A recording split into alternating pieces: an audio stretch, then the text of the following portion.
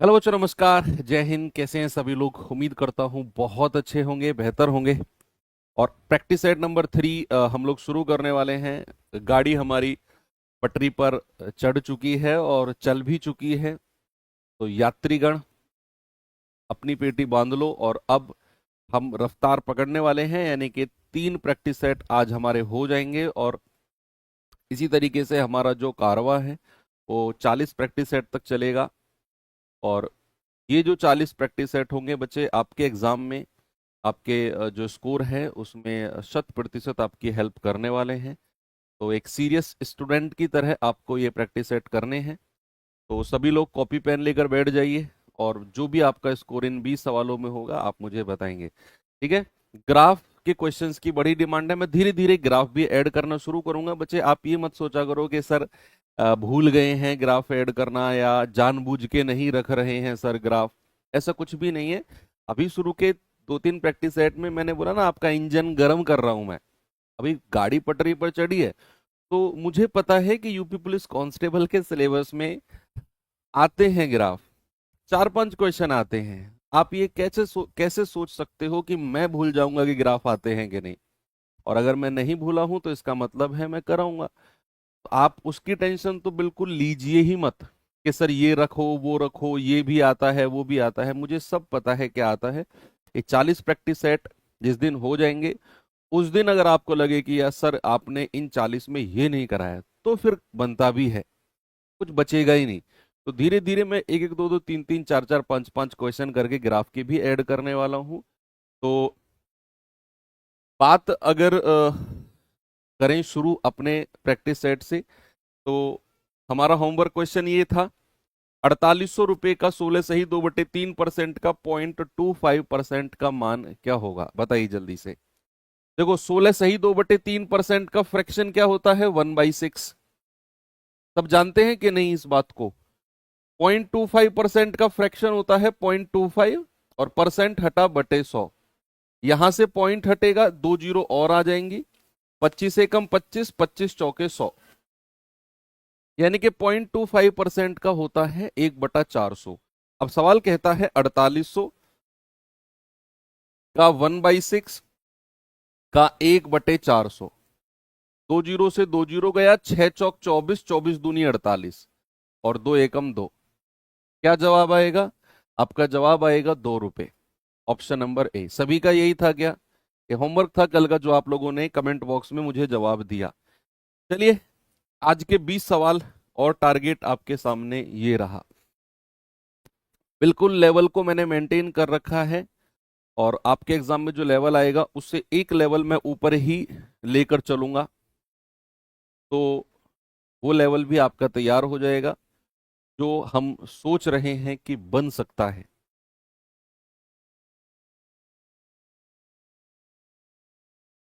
बताइए भाई। यदि देखो, अब एक्स्ट्रा कमेंट करना बंद करो यार। मैं रिक्वेस्ट करता हूं आपसे। मेरी क्लास, आप किसी और टीचर की क्लास में कहीं और आप कितने भी भर भर के कमेंट कर सकते हो। मेरी क्लास में स्पेशली आप क्लास से अलग तो कुछ कमेंट करो ही मत। ये चाहिए वो चाहिए, इसके लिए कर सकते हैं उसके लिए कर सकते हैं, इसमें क्या होगा उसमें क्या होगा ना। मेरी क्लास में केवल क्वेश्चन और उसके आंसर से बातचीत होनी चाहिए। क्योंकि आप अगर मुझसे पढ़े हैं, मेरे स्टूडेंट हैं, तो आप ये जानते हैं कि मैं एक्स्ट्रा कमेंट का जवाब नहीं देता हूं। शुरू से ही मेरी आदत है, और जब चाहे आप इसे नेगेटिव लो चाहे पॉजिटिव लो, मैं नहीं देता हूं। और जब मैं एक्स्ट्रा कमेंट के जवाब नहीं देता हूं तो फिर उसे करने से कोई फायदा है नहीं। आप कितना ही कॉपी पेस्ट कर लो, मैं नहीं कर पाऊंगा उसका जवाब। तो फिर मैं केवल क्वेश्चन पे फोकस रखता हूं। इसका जवाब आपका आना चाहिए, मेरे लिए एनफ है। यदि रवि की आय 30% सुरेश की आय के 40% के बराबर है, तो रवि की आय का 50% सुरेश की आय के कितने परसेंट के बराबर होगा? भैया, सवाल ने क्या बोला है कि रवि की आय का 30%। तो मैं ये कह सकता हूं रवि की आय को आर मान लो, और उसका कितना? 30%। क्या बोला उसने? सुरेश की आय के 40% के बराबर है। तो ये किसके बराबर है? सुरेश की आय के 40। सुरेश की आय को मैंने एस मान लिया। अब सवाल ने बोला, ये मैंने कल ही एक क्वेश्चन ऐसा कराया था, याद करो, कि इसका उतना परसेंट बराबर उसके उतने परसेंट के। कह रहे रवि की आय का 50% सुरेश के कितने परसेंट के बराबर होगा? तो यहां से रवि बराबर निकालो। रवि बराबर कितना होगा? सुरेश गुणा 40% बटे 30%। तो ये परसेंट जीरो से परसेंट जीरो गया, 4/3 आ गया। अब आपको रवि बराबर एस गुणा 4/3 मिल गया। आपसे कह रहा है रवि का 50% कितना होगा, तो दोनों तरफ 50% से गुणा कर दो। भाई यहां भी 50% से गुणा कर दो, तो एस गुणा 4/3 गुणा 50%। दोनों तरफ 50% से गुणा क्यों की? क्योंकि मुझे रवि की आय का 50% निकालना था। यहां इसीलिए मैंने रवि को इंडिपेंडेंट यानी कि स्वतंत्र किया कि रवि बराबर इतना, तो दोनों तरफ 50% से गुणा किया, तो रवि का 50% हमें मिल जाएगा। तो ये आएगा एस गुणा 50 चौके 200/3%। और 200/3% का मतलब होता है 66 सही 2/3%। यानी कि सुरेश की आय का 66 सही 2/3% होगा आपका जवाब। क्या होगा? 66 सही 2/3। और ये आजकल क्वेश्चन ट्रेंडिंग में है, तो स्टार लगा लेना इस सवाल पे। ए बी 2-3 है, बी सी 4-5 है, सी डी 6-7 है, तो ए बी सी डी का रेशियो क्या होगा? आपको एवरेज स्टूडेंट की तरह ए बी सी डी का रेशियो नहीं निकालना है, क्योंकि आप हो सारे के सारे धुरंधर, आप हो सारे के सारे टॉप मोस्ट स्टूडेंट। तो आप यहां पर थोड़ा सा स्मार्ट अप्रोच यूज करोगे। हमें A B B C C D दिया हुआ है और ए बी सी डी पूछा है। बच्चा क्लास में मैं हमेशा आपको बताता हूं कि जब भी रेशियो देकर रेशियो पूछेगा ना, तो आपको वो लंबे लंबे मेथड लगाने की जरूरत नहीं है। आपको पता है कि ए बी का रेशियो अगर 2-3 है, तो मेरे ऑप्शन में ए बी का रेशियो 2-3 दिखना चाहिए। जिस भी ऑप्शन में ए बी का रेशियो 2-3 नहीं होगा, वो ऑप्शन हटा दो। चलिए नीचे से स्टार्ट करते हैं। क्या 16-29 का रेशियो कभी 2-3 बनेगा? नहीं बनेगा, ये भी नहीं बनेगा। क्या 24 और 30 का रेशियो? भाई ये आएगा 6 चौक 24, 6 पंजू 30, ये तो 4-5 का रेशियो बन रहा है, हमें तो 2-3 का चाहिए। 3 ऑप्शन आपने पूरे कॉन्फिडेंस के साथ हटा दिए। किसी भी सवाल में 3 ऑप्शन गलत ऑप्शन अगर आप पूरे कॉन्फिडेंस के साथ ढूंढ लेते हो, चौथा मत चेक करो, अपने आप सही हो जाएगा। मान लो अगर किन्हीं 2 ऑप्शन में 2-3 का रेशियो मिल जाए, जैसे 8 दूनी 16, 8 तिया 24, इसमें है किसी एक में और मिल जाए, फिर केवल उन्हीं 2 ऑप्शन में मैं बीसी का रेशियो चेक करूंगा, एक ऑप्शन हट जाएगा। मान लो ना हटा, तो भैया सी डी पे तो 100% हटेगा ही हटेगा, उसे हटना पड़ेगा 2 में से एक को। तो क्योंकि सी डी पर भी नहीं हटा तो दोनों रेशियो सेम हो गए ना, फिर वो तो मजबूरी बन जाएगी फिर। चलिए बिना सॉल्व किए देखो आंसर आ गया। आगे बढ़ते हैं। ये क्वेश्चन बचा आपका यूपीएसआई, अभी जो 15 तारीख को एग्जाम हुआ है, 15 मार्च को, उसमें आया हुआ सवाल है। तो धीरे धीरे इन्हीं प्रैक्टिस सेट में हम यूपीएसआई के भी सारे क्वेश्चंस कर लेंगे, आपको अलग से ढूंढ के करने की जरूरत नहीं है। एक व्यापारी 2500 का माल खरीदता है, माल पर क्रय मूल्य से 40% अधिक अंकित करता है और फिर अंकित मूल्य पर 10% का डिस्काउंट भी देता है, तो उसका प्रॉफिट परसेंट कितना होगा? देखो, जब भी हमें आंसर परसेंटेज में पूछा हो, सुनो, हमें जो डेटा दिया हुआ है कि उसने क्रय मूल्य से 40% अधिक अंकित किया और 10% का डिस्काउंट भी दिया, तो भैया बताओ लाभ परसेंट। डेटा भी परसेंटेज में दिया हुआ है और आंसर भी परसेंटेज में पूछ रहा है। भाई साहब ये वाइट टी शर्ट, हाँ सामने देख लो यार, सुबह सुबह क्लास खोल के भी बैठे हो और फिर भी ऐसे सुस्त से बैठे हो, ऐसे कैसे मजा आएगा? मैंने आपसे क्या बोला कि डेटा भी परसेंटेज में दिया हुआ है और आंसर भी परसेंटेज में पूछ रहा है, तो जो ये 2500 ओरिजिनल डेटा है ना, इसकी जरूरत हमें नहीं पड़ेगी, इसकी जरूरत हमें बिल्कुल नहीं पड़ेगी। तो फिर क्या करें सर? मान लो उसका कॉस्ट प्राइस 100 है, तो उसने बोला 40% ज्यादा अंकित कर दिया, तो उसका मार्क प्राइस कितना हो जाएगा सर? 40% ज्यादा यानी कि 140। अब सवाल कहता है कि उसने अंकित मूल्य पर 10% डिस्काउंट दिया। अगर अंकित मूल्य पर 10% का डिस्काउंट दिया जाता है, तो बच्चे उसे बेचा कितने में जाएगा सर? 90% में बेचा जाएगा। भाई 10% का डिस्काउंट का मतलब क्या होता है? 90% में बेचा गया। यस, तो कितने में बेचा गया? 14 निम्मा 126। अब सवाल कहता है कि उसका लाभ परसेंट हो या हानि परसेंट हो, हमेशा कॉस्ट प्राइस यानी कि क्रय मूल्य पर देखा जाता है। तो क्रय मूल्य अगर 100 रुपए है, बेचा गया 126 में, तो कितने का प्रॉफिट हुआ? 26 रुपए का। सीधा सीधा 26 रुपए का प्रॉफिट, और परसेंटेज में भी 26% का ही प्रॉफिट होगा, क्योंकि कोई भी चीज 100 रुपए से जितना ज्यादा में बेची जाएगी परसेंट में भी उतना ही प्रॉफिट, 100 रुपए से जितना कम में बेची जाएगी परसेंट में ही उतना लॉस। तो ये 100 रुपए से 26 रुपए ज्यादा में बेची गई है, तो परसेंट में भी 26 का ही प्रॉफिट हो जाएगा। Option B. आगे बढ़े, नेक्स्ट। ये भी यूपीएसआई का क्वेश्चन है, पूछा हुआ। देखेंगे बच्चे, इसे बहुत सिंपल क्वेश्चन है। बहुत सारे बच्चे 4 5 6 बच्चों से तो मेरी बात हुई, इस क्वेश्चन में बहुत टाइम देकर आए थे, वो बहुत कैलकुलेशन करके आए। वो बताऊंगा क्यों करके आए और क्या नहीं करना था आपको। एक बार सवाल को पढ़ेंगे बस। सवाल अगले पेज पे, ग्राफ है ये। तो एक कॉस्मेटिक कंपनी 5 अलग अलग उत्पाद बनाती है। 2022 और 2023 के दौरान इन 5 उत्पादों में बिक्री लाख पैक के नीचे दी गई तालिका में दर्शाई गई है। यानी कि 2022 में प्रोडक्शन, 2023 में प्रोडक्शन। भाई लिपस्टिक लिपस्टिक लिपस्टिक 2022 में 20.15 और 2023 में इतना प्रोडक्शन।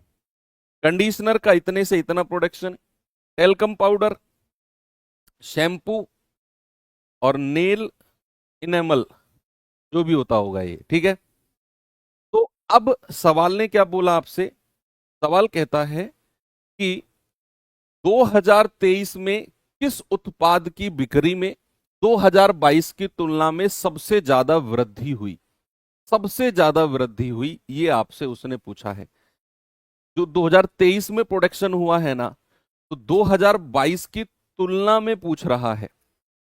2022 की तुलना में ये आपसे पूछा गया है। तो आपको बच्चे यहां ऐसे क्वेश्चंस में ना डिफरेंस नहीं देखना होता है कि दोनों का डिफरेंस देख लो, जिसका डिफरेंस ज्यादा है वही आपका जवाब है। नहीं, जब भी बात तुलना की होगी ना, जब भी बात कंपैरिजन की होगी, तो बच्चे हमें परसेंटेज वृद्धि देखना होता है।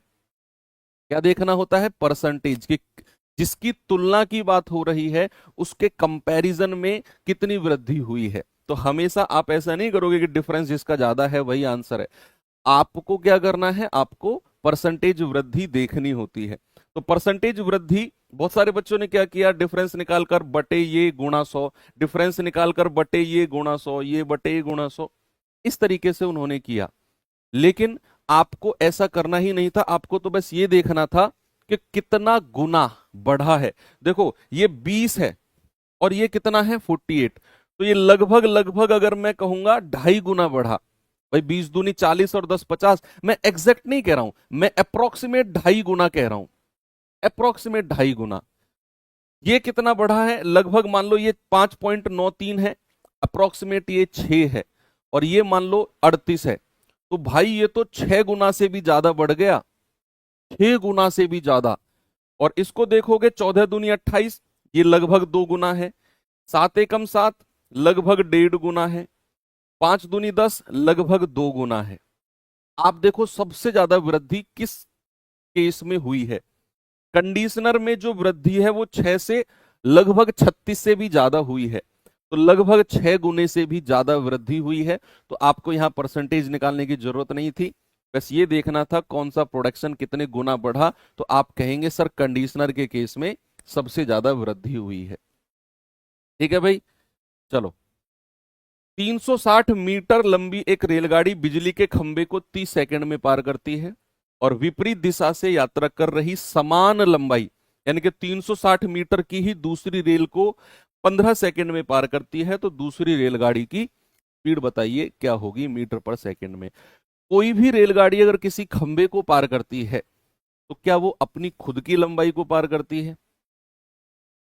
कोई भी रेलगाड़ी किसी खंभे को पार कर रही है तो क्या मेरे भाई वो खुद की लंबाई को पार कर रही है कि नहीं? तो अगर 360 मीटर लंबी रेल ने 30 सेकंड में खंभे को पार किया तो क्या अपनी खुद की लंबाई को पार किया। तो क्या यहां से मैं उस रेलगाड़ी की स्पीड बता सकता हूं। दूरी है 360 और समय है 30, तो ये आ जाएगा 12 मीटर पर सेकंड। 12 मीटर पर सेकंड। अब कह रहा है कि विपरीत दिशा से दूसरी रेलगाड़ी आ रही है, इधर से भी ये गई, इधर से भी ये गई, और समान लंबाई की है, यानी कि वो भी 360 मीटर लंबी रेलगाड़ी है और ये भी 360। इसकी रफ्तार हमने 12 निकाल दी, इसकी रफ्तार पूछी है और ये इसे 15 सेकंड में पार कर रही है। DST का रूल लगा दो, distance equals to speed into time. दूरी बराबर क्या, चाल गुणा समय।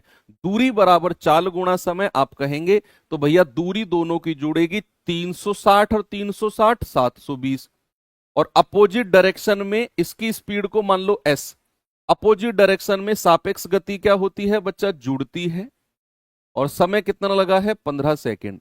तो 15 चौकू 60, 15 अट्ठू 120, 12 माइनस हो जाएगा, तो दूसरे वाली रेलगाड़ी की स्पीड कितनी आ जाएगी मेरे भाई, 36 मीटर पर सेकेंड।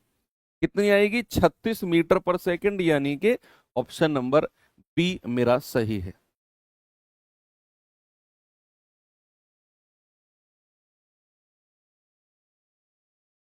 चलें आगे, नेक्स्ट। सुरभि अगर किसी काम को 24 दिन में पूरा कर सकती है, परंतु उसने 3/8 हिस्सा काम का किया और फिर काम छोड़ दिया। बचे हुए काम को अमिता ने 10 दिन में पूरा किया, तो दोनों के एक साथ काम करने पर उस काम का 125% हिस्सा कितने समय में पूरा होगा। इंपॉर्टेंट क्वेश्चन, नोट करना इसे, अच्छा सवाल है। क्यों भैया, हाँ जी, आपसे कह रहा हूं भाई साहब, कर सकते हो इसे। हाँ हाँ, तुमसे कर सकते हो इस सवाल को, करो तो फिर। सुरभि 24 दिन में कर सकती है, उसने केवल 3/8 हिस्सा पूरा किया। तो आप मुझे बताइए, 3/8 हिस्सा पूरा करने के लिए सुरभि को कितना समय लगा होगा, कुल समय से गुणा कर दो। तो 8 तिया 24, 3 तिया 9 दिन, यानी कि सुरभि ने केवल 9 दिन काम किया। भाई उसने 3/8 हिस्सा पूरा किया है ना, तो टोटल समय का 3/8 निकाला, 9 दिन, यानी कि सुरभि ने केवल 9 दिन काम किया। अब आप मुझे बताइए, फिर अगर सुरभि ने वो काम छोड़ दिया तो सुरभि का कितने दिन का काम बच गया था। बिलोटी सेट आप, अगर सुरभि ने केवल 9 दिन काम किया तो सुरभि का कितने दिन का काम बच गया था। आप कहेंगे 24 दिन में कर सकती है, 9 दिन काम किया, सर 24 में से 9 हटा दो, 15 दिन का काम बच गया उसका। और सुरभि ने अगर वो काम छोड़ा, यानी कि सुरभि का 15 दिन का काम बचा, वो काम, बचा हुआ काम अमिता ने 10 दिन में किया। यानी कि हम कहेंगे जिस काम को सुरभि, जिस काम को सुरभि 24 - 9 यानी कि 15 दिन में कर सकती थी, अमिता ने वही काम 10 दिन में पूरा किया। तो सुरभि जिस काम को 15 दिन में कर सकती थी, अमिता ने वही काम 10 दिन में किया। 5 दूनी 10, 5 तिया 15। तो यहां से सुरभि और अमिता की क्षमता का रेशियो क्या होगा, सुरभि के सामने 2, अमिता के सामने 3। एफिशिएंसी का रेशियो आ गया। अब जैसे ही एफिशिएंसी का रेशियो आता है, हम क्या निकालते हैं, टोटल वर्क। पहली लाइन में सुरभि 24 दिन में कर सकती है, तो सुरभि की क्षमता कितनी है, 2 यूनिट। 24 से गुणा करेंगे, 48, 48 टोटल काम आ गया। कह रहा है दोनों मिलकर 125% हिस्से को, तो 48 का 125% निकालना जरा। 25 चौके 100, 25 पंजे 125, 4 से जाएगा 12 बार और 12 पंजू 60।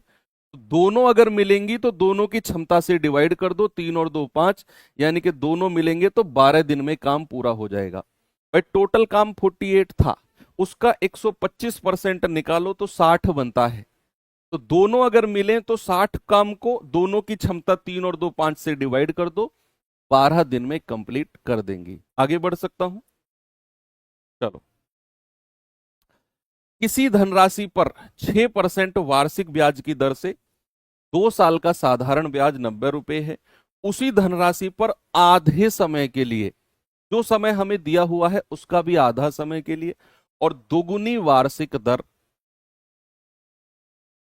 वार्षिक रूप से संयोजित कुल राशि क्या होगी, अमाउंट पूछा है।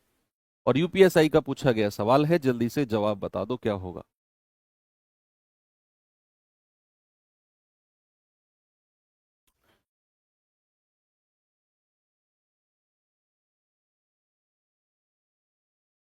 बताइए।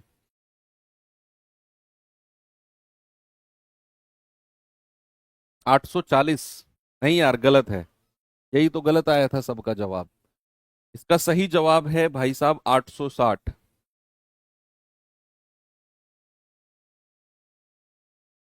गलत करके आए थे बच्चे, सही जवाब 860 था इसका। आपने उसमें नहीं देखा क्या, आंसर की में?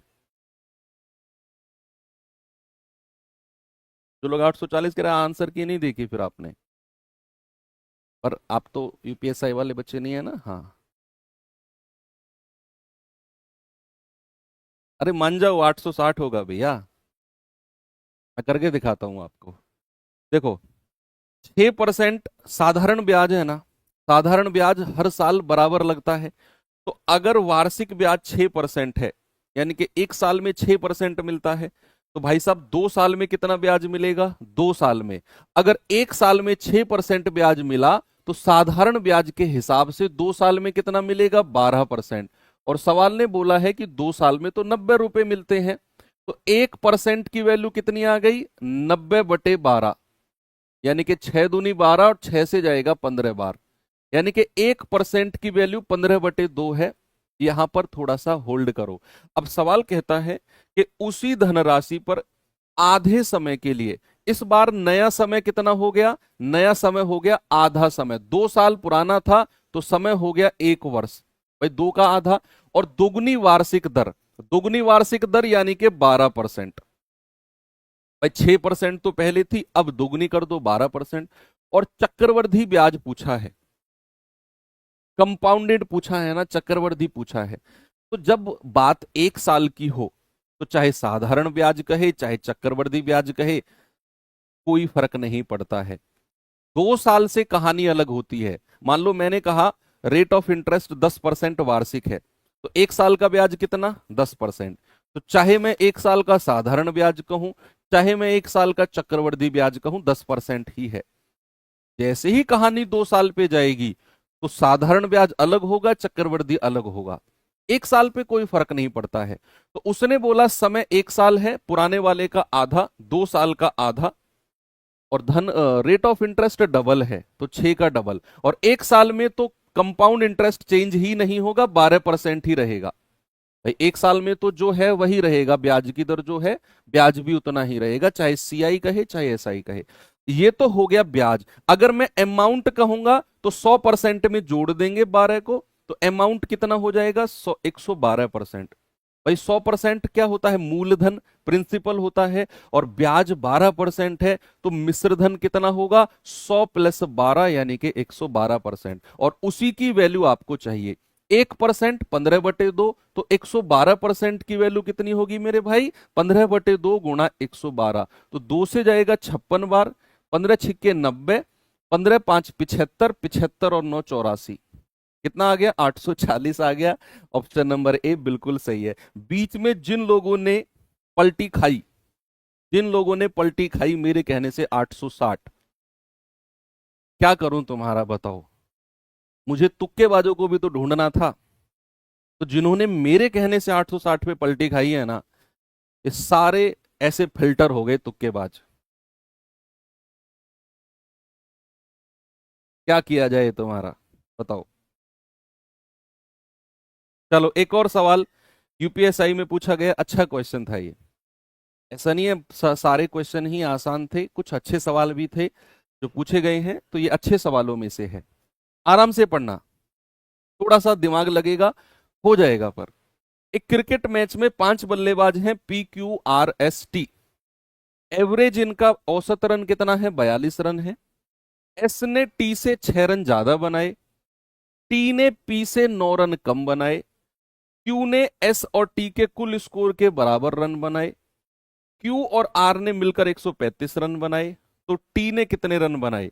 यानी कि हमें टी के रन पता करने हैं। What is the score of T?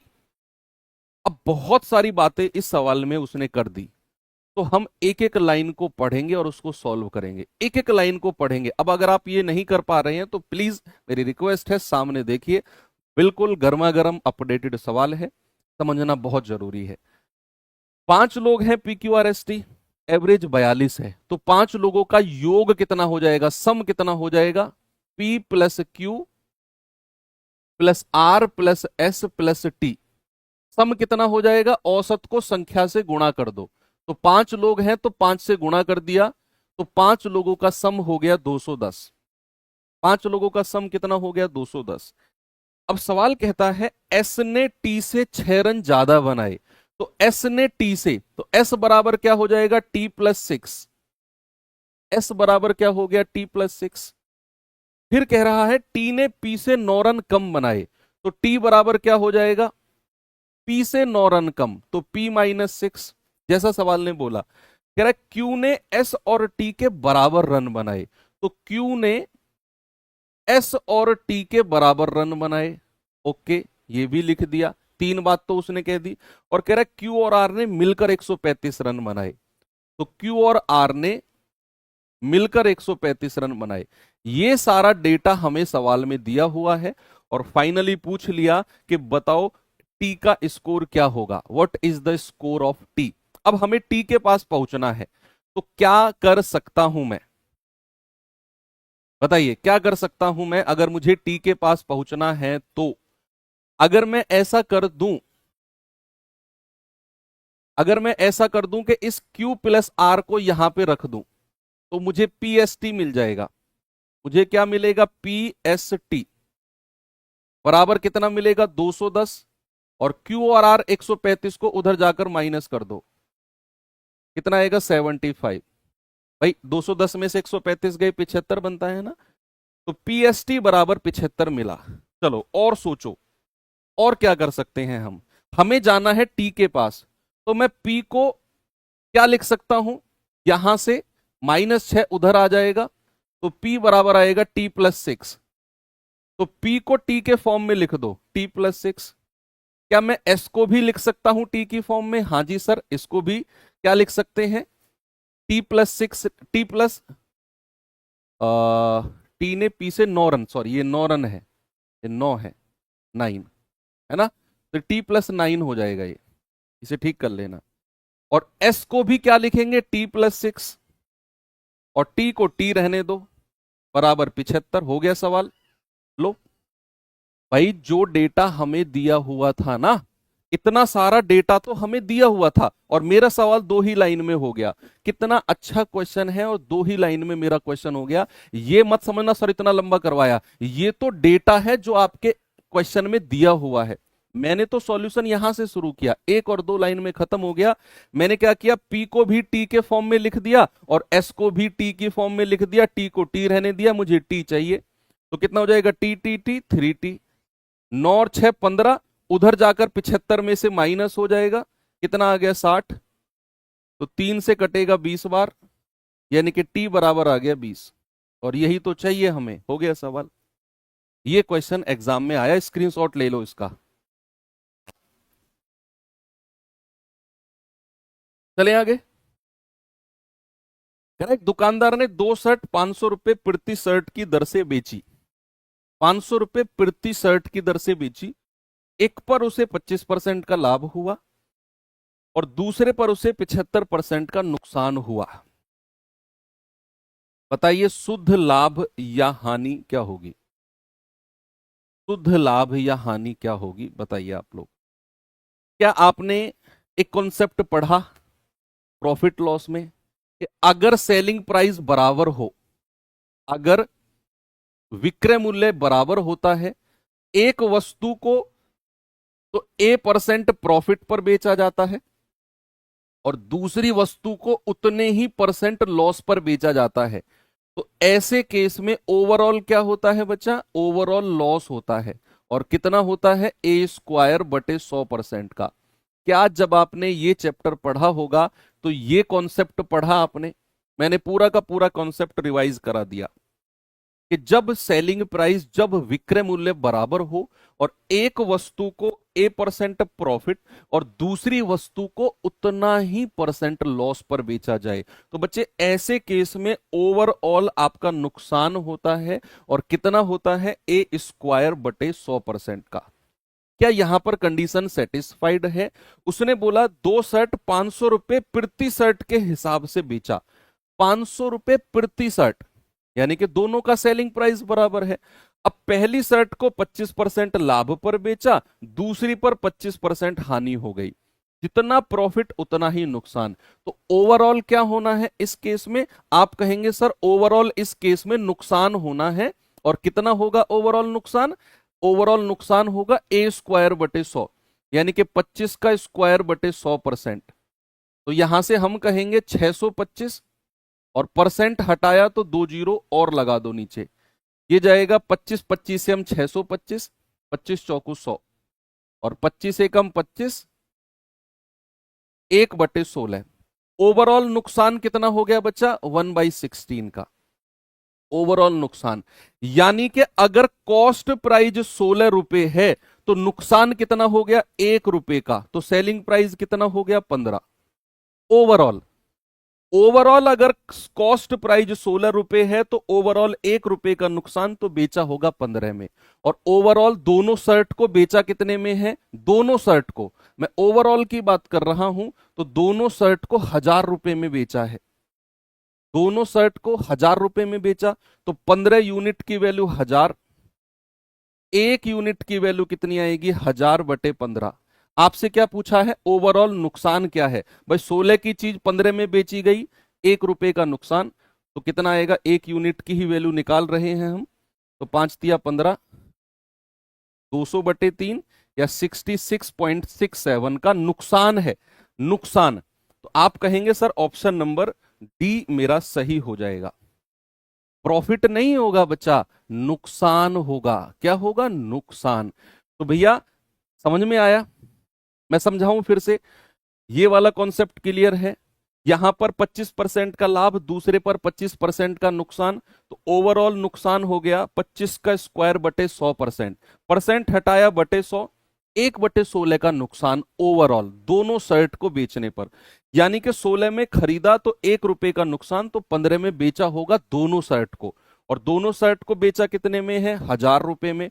तो 15 यूनिट की वैल्यू 1000, नुकसान पूछा है 1 यूनिट का, तो 1 यूनिट का आ गया 66.67। अगर वो परसेंटेज में ही पूछता, ऐसे क्वेश्चन 90% क्वेश्चन केवल परसेंटेज में पूछे जाते हैं जो इस कॉन्सेप्ट पे आते हैं, तो आपका जवाब यहीं पर खत्म हो जाता, 25 का स्क्वायर बटे 100%। लेकिन उसने आगे पूछा, अच्छी बात है, अच्छा सवाल बनाया उसने। चलिए, वह सबसे छोटी वर्ग संख्या कौन सी है जो 8, 12 और 20 से डिविजिबल है?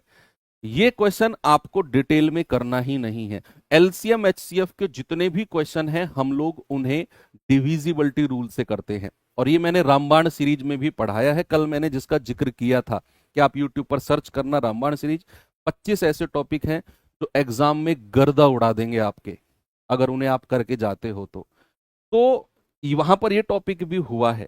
कह रहे कि वह छोटी से छोटी वर्ग संख्या, स्क्वायर नंबर होना चाहिए जो 8, 12 और 20 से डिविजिबल है। स्क्वायर नंबर होना चाहिए, किसी संख्या का वर्ग होना चाहिए। तो पहले तो 4 ऑप्शन में से वो हटा ही दो जो वर्ग नहीं है, क्योंकि हमें वर्ग नंबर चाहिए। मैं डिविजिबिलिटी रूल लगाने से पहले भी उन ऑप्शन को हटाने वाला हूं। भाई साहब आप, हाँ जी, ये ब्लैक टी शर्ट यार, क्यों ऐसा क्यों कर रहे हो आप? ये मैं किसी और के लिए पढ़ा रहा हूं? बताओ, आप ही के लिए तो पढ़ा रहा हूं, सामने देखो। तो मैंने आपसे क्या बोला? हमें वर्ग नंबर चाहिए। तो डिविजिबिलिटी रूल लगाने से पहले भी जो संख्या वर्ग नहीं है उनको हटा दो। क्या 5600 किसी का वर्ग बन सकता है? कभी नहीं। क्या 1000 किसी संख्या का वर्ग होता है? ना जी ना। 4000 भी किसी का वर्ग नहीं होता है। 3 ऑप्शन तो ऐसे ही हटा दिए हमने, चौथा सही हो गया। भाई साहब डिविजिबिलिटी रूल लगाने की जरूरत ही नहीं पड़ी। इनकेस अगर जरूरत पड़ती तो आप ऑप्शन देख लेते कि भैया 8 से कटने वाली संख्या कौन सी है, जो नहीं है उसको हटाओ, फिर 12 से कटने वाली संख्या जो नहीं है उसको हटाओ। 20 की जरूरत ही नहीं पड़ेगी, 8 और 12 में ही दो ऑप्शन, तीन ऑप्शन हट जाएंगे। ओके, चले आगे। चलो, उसने वर्ग संख्या बोली है ना, तो वर्ग संख्या तो एक ही है। आगे बढ़ते हैं, ये सवाल करिए जरा। चैप्टर वाइज करेंगे अभी, पहले 40 प्रैक्टिस सेट कर लेते हैं, फिर उसके बाद हम वन शॉट वीडियोज लेकर आएंगे। ठीक है, 40 प्रैक्टिस सेट के बाद वन शॉट करेंगे फिर।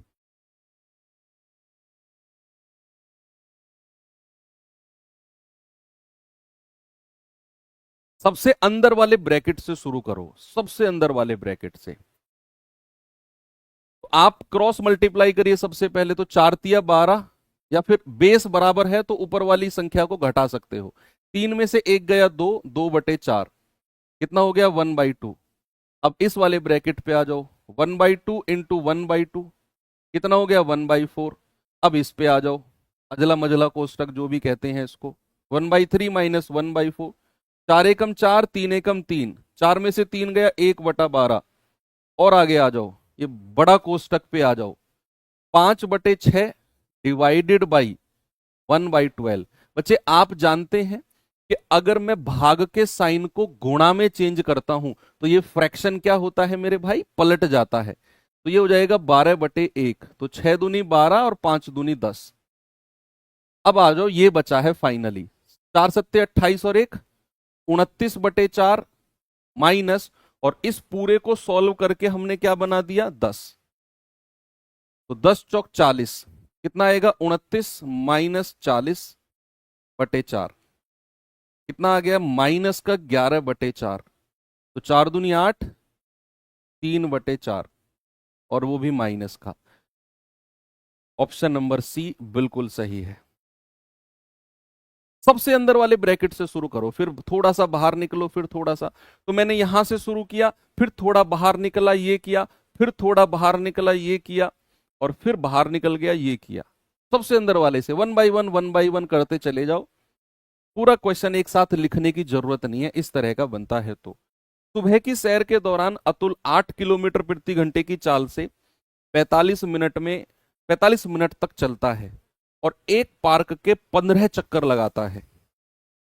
शेखर उसी पार्क के 10 चक्कर 40 मिनट में लगाता है, तो किलोमीटर प्रति घंटा में शेखर की चाल कितनी होगी। 7.2 बिल्कुल सही, बिल्कुल सही जवाब 7.2। आगे बढ़े, सिंपल था ये तो।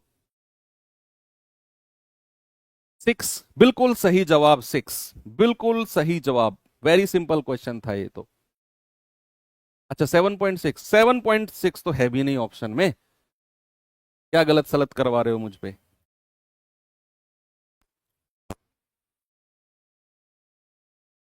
भाई तुमसे अलग थोड़ी जा सकता हूं मैं, तुमने कहा 7.2 ओके, तुमने कहा 6 ओके, तुम्हारी बात काटूंगा तो तुम्हारी बात काटने के एवज में कल को चालान कटवा लूंगा अपना मैं। चालान थोड़ी कटवाना है तुमसे यार, चालान से तो हर कोई बचना चाहता है।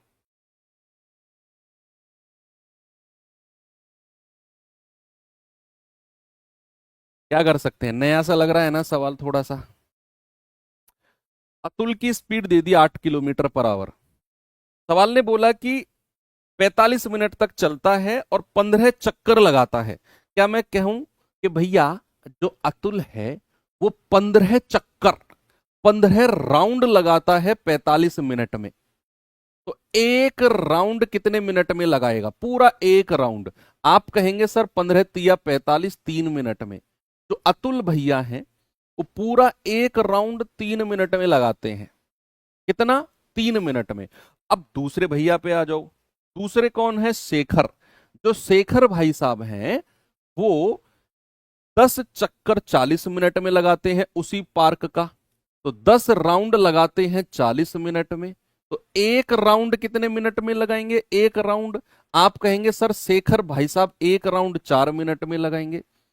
अब आप मुझे बताइए, क्या अतुल और शेखर दोनों की दूरी बराबर है एक राउंड की, क्योंकि पार्क तो सेम है भाई, पार्क तो सेम है। और अगर पार्क सेम है, शेखर ने भी उसी पार्क के चक्कर लगाए, तो जितना एक राउंड में अतुल चला उतना ही एक राउंड में शेखर चला होगा। तो अगर दूरी बराबर होती है तो क्या केस होता है बताइए, आप बताइए मुझे। ये भाई साहब, हाँ जी, ये कैप वाले भैया आप, अगर दूरी बराबर है शेखर और अतुल की एक राउंड की, तो क्या जो रेशियो समय का होगा उल्टा रेशियो चाल का हो जाएगा। तो यहां पर अगर मैं अतुल और शेखर की समय की बात करता हूं, अतुल का समय एक चक्कर का 3, शेखर का 4, तो ये तो समय की बात हो गई टाइम का। तो स्पीड का क्या हो जाएगा, जस्ट उल्टा। अतुल की स्पीड 4 तो शेखर की 3, और अतुल की स्पीड हमें 8 किलोमीटर पर आवर दी हुई है, तो एक यूनिट की वैल्यू कितनी होगी, 4 दूनी 8। तो भाई शेखर की स्पीड कितनी हो जाएगी, 3 दूनी 6।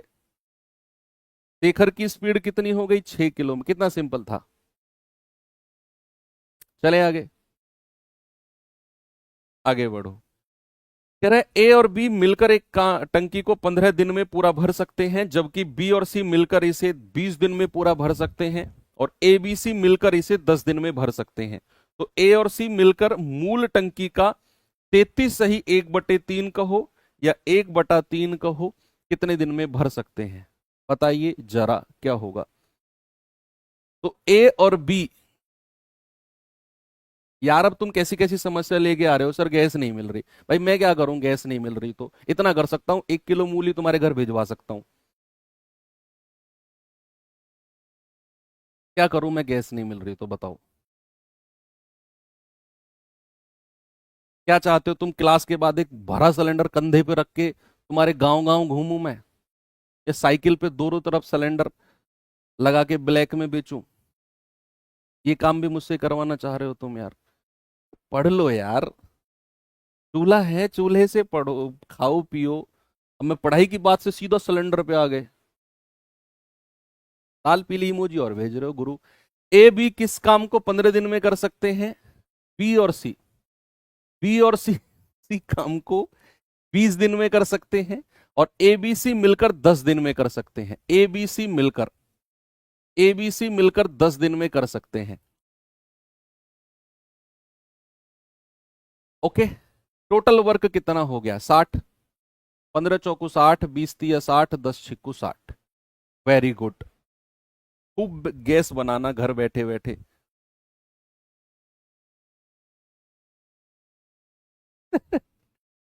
अब आपसे पूछा है ए और सी मिलकर, तो हमें ए की क्षमता चाहिए और सी की चाहिए।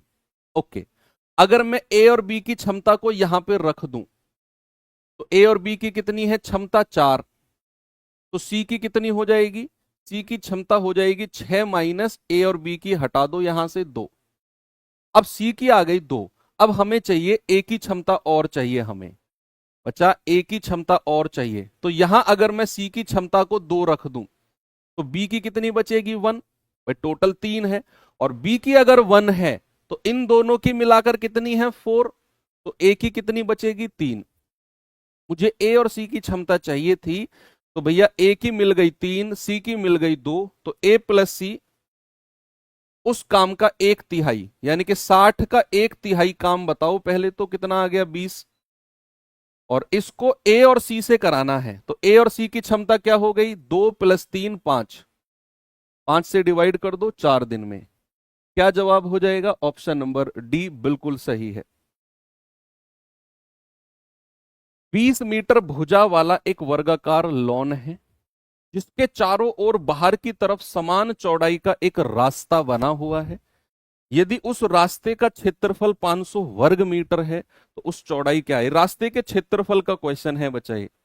रास्ते का क्षेत्रफल मैं बताता हूं, ये वर्गाकार लॉन है और इसके बाहर की तरफ रास्ता बना हुआ है बच्चा, इसके बाहर की तरफ, और बराबर चौड़ाई का रास्ता है, ये बाहर की तरफ रास्ता है, और इसका एरिया हमें दे दिया, रास्ते का क्षेत्रफल हमें दे दिया 500 स्क्वायर मीटर। मान लो मैं रास्ते की चौड़ाई को x मान लू, रास्ते की चौड़ाई को x मान लू, और जो वर्ग है उसकी भुजा को मान लो a, वर्ग की भुजा को मान लिया a। अब सवाल ने बोला है वर्ग की भुजा तो 20 मीटर है। आपको क्या रास्ते की चौड़ाई का फॉर्मूला पता है, वर्ग के केस में अगर बाहर की तरफ रास्ता हो तो रास्ते की चौड़ाई होती है 4x और a प्लस एक्स।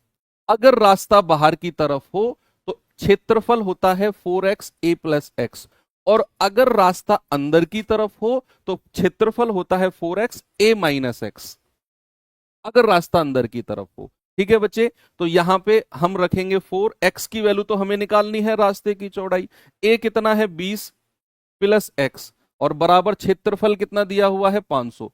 भाई साहब x की वैल्यू पूछी है, ऑप्शन से रखो और चेक करो, आपको ज्यादा धुरंधर बनने की जरूरत नहीं है। यहां पर यहां x की वैल्यू सवाल ने पूछी, x बोले तो रास्ते की चौड़ाई, ऑप्शन से रखो और जो 500 के बराबर बन जाए वही आपका जवाब होगा।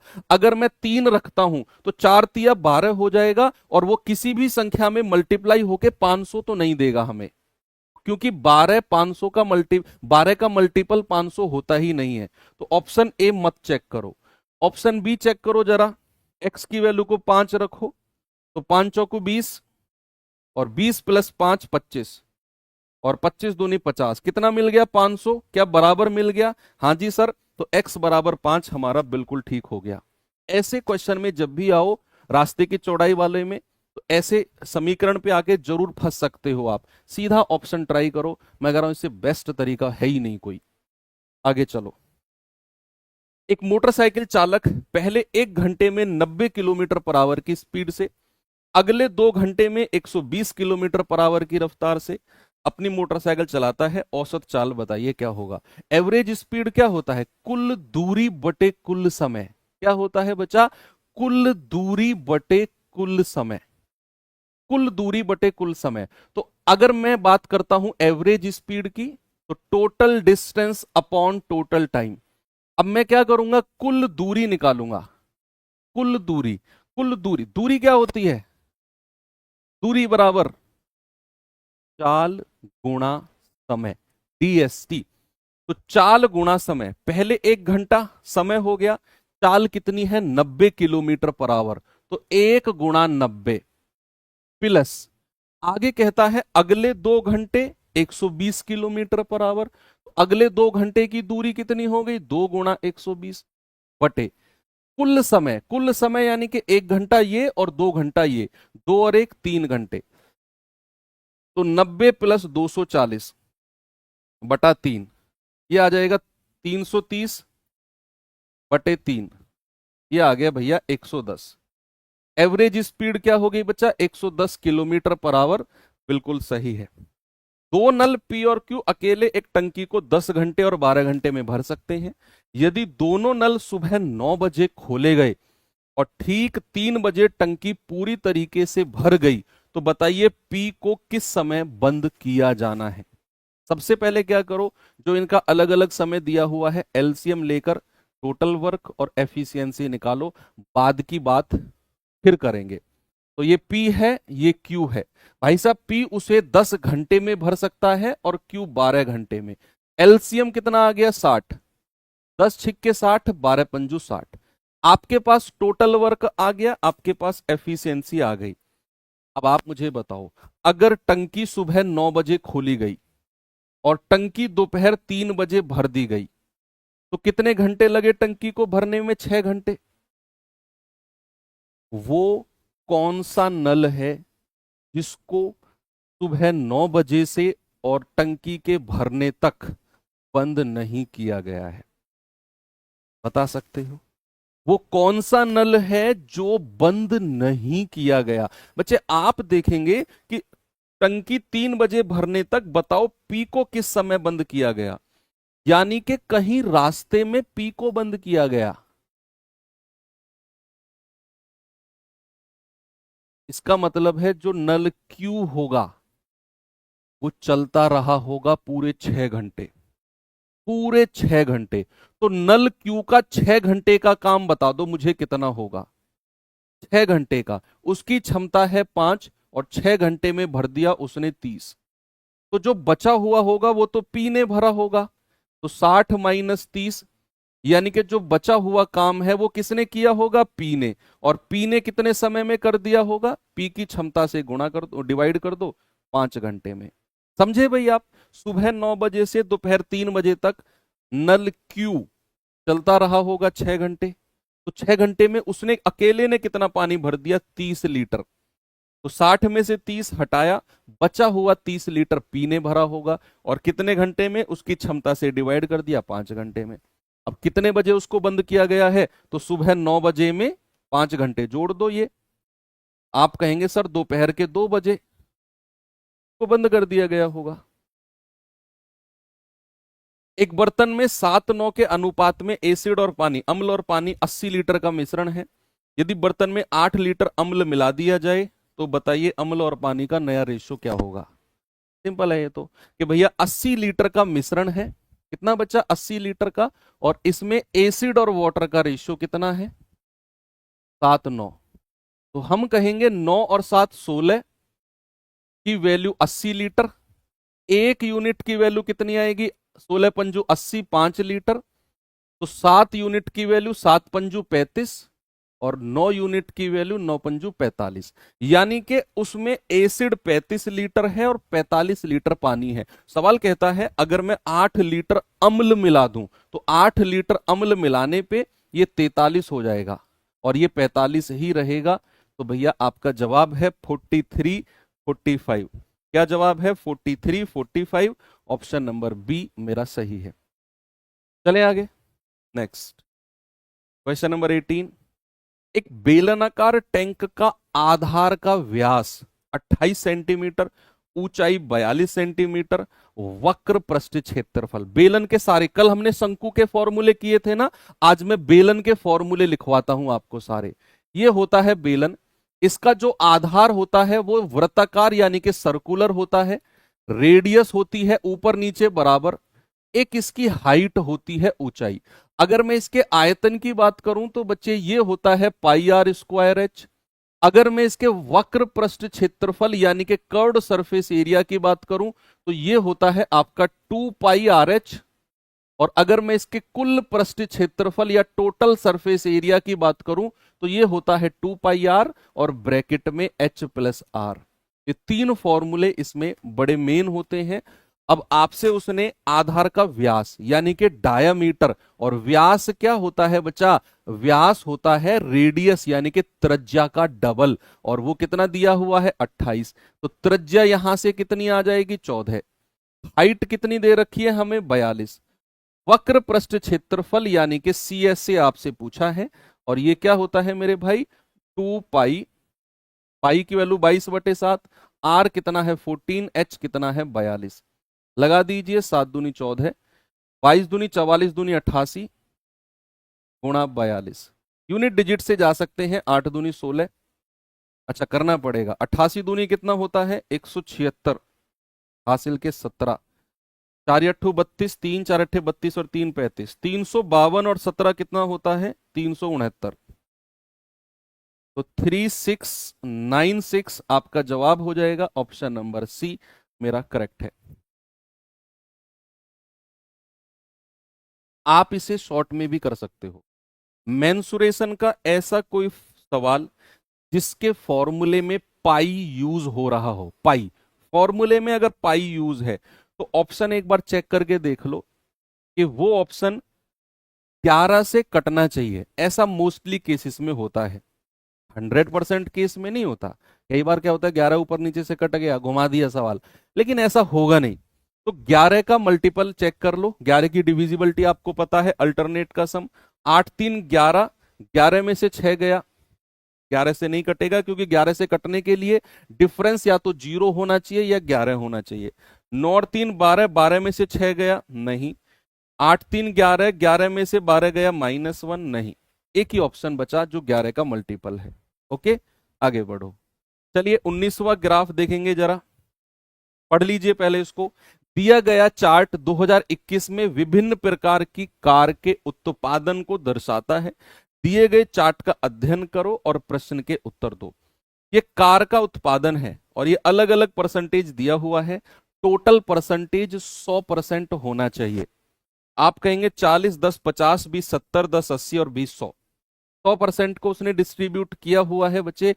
तो यहां पर हमारे पास सवाल एक बड़ा प्यारा सा छोटा सा आसान सा सवाल है कि यदि 2021 में कुल उत्पादन कितना होगा, 2 करोड़, तो 2021 में डी किस्म की कार का उत्पादन निरूपित करने वाले क्षेत्र का केंद्रीय कोण, अरे डी में कितना हुआ है, येलो कलर का 20%, डी में कितना है 20%, 20% का केंद्रीय कोण पूछा है डिग्री में, तो यहां 2 करोड़ की जरूरत ही नहीं है हमें, 20% को डिग्री में बदल दो सीधा, उसने केंद्रीय कोण पूछा है ना, और किसी भी परसेंटेज को डिग्री में बदलते हैं तो 20% को हटाया बटे 100 और मल्टीप्लाई बाई टोटल डिग्री कितनी होती है 360, भाई टोटल डिग्री कितनी होती है 360, तो आएगा 72 डिग्री, तो डी का कोण कितना हो गया 72 डिग्री। चलिए लास्ट क्वेश्चन करेंगे। कह रहे कि एक दुकानदार 20 किलो बासमती चावल 50 रुपए पर केजी और 30 किलो सोना मसूरी चावल 35 रुपए पर केजी की दर से खरीदता है, दोनों प्रकार के चावल को मिलाता है और मिश्रण को 42 रुपए पर केजी के हिसाब से बेचता है, प्रॉफिट या लॉस बताइए। बड़ा सिंपल है भाई, 20 किलो चावल अगर उसने 50 के रेट से खरीदे तो टोटल खर्चा हो गया 1000 रुपया, 30 किलो चावल अगर उसने 35 के रेट से खरीदे तो टोटल खर्चा हो गया 1050, तो टोटल कॉस्ट प्राइस कितने किलो का, 30 और 20 50 किलो का, 50 किलो का क्रय मूल्य कितना हो गया 2050, टोटल क्रय मूल्य कितना हो गया, दोनों को जोड़ देंगे 2050 कॉस्ट प्राइस है। कह रहा है 50 कहां से आया, 20 और 30 50 किलो चावल है, कह रहा दोनों को मिलाकर 42 के रेट से बेचा है। बच्चे जब बेचने जाएगा तो 50 किलो चावल ही बेचेगा और कितने में बेचेगा, 50 गुणा 42 2100 रुपए में। जो चीज 2050 में खरीदी 2100 में बेच दी तो लाभ कितना हो गया, प्रॉफिट हो गया 50 रुपए का, केवल और केवल 50 रुपए का लाभ हुआ है, ऑप्शन नंबर बी हमारा सही है।